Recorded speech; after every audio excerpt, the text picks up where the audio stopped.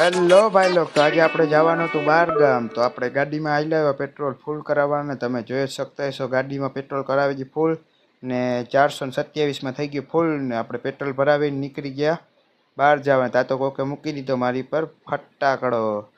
હજી આગળ જતા હતા ત્યાં તો કોઈક છોકરા બીજો ફટાકડો મૂકી દીધો. મને બહુ લાગે બીક. अबे साले तभी मैं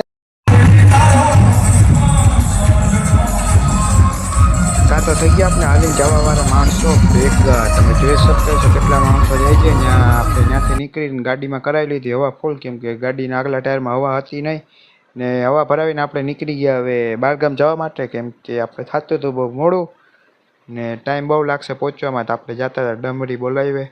જોઈ જ શકતા છો રાતે રસ્તા ઉપર કોઈ હતું નહીં, આપણી એકલાની ગાડી જાય છે. ત્યાં તો આવી ગયો ટોલ ગેટ. તમે જોઈ જ શકતા છો ટોલ ગેટે પહોંચ્યા હતા તો લાગી ગઈ હતી ભૂખ, એટલે રાખી દીધી આપણી ગાડી હોટલે ને હોટલે ચા પાણી પીધા હતા. તો 1 વાગ્યા જેવું. A few moments later. ત્યાં તો હોટલેથી ચા પાણી પીને વળી આપણે નીકળી ગયા બહાર. તો તમે જોઈ જ શકતા હશો ત્યાં તો આપણે માળિયા પહોંચવા આવ્યા હતા ને માળિયા બેઠી ગયા કેફેમાં ને કેફેમાં થોડુંક નાસ્તો બાસ્તો કરીને આપણે હાલ્યા ગયા બાયણે. તમે જોઈ જ બારે તમે જોઈ જ શકતા હશો કેટલી બધી ગાડીઓ પડી છે, કેમ કે હતી મોટી હોટલ ને મને લાગી હતી ચાની તલબ. તો આવી ગઈ છે આપણી ચા ને તમે જોઈ શકતા હશો મારા કાકા ચા પીએ છે.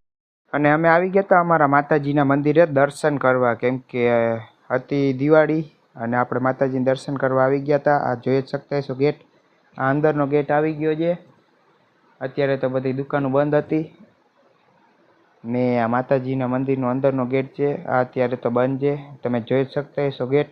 ને હું ગયો તો ફૂલ થાકી એટલે મેં કરી નાખી પથારી મહિલા સવારે.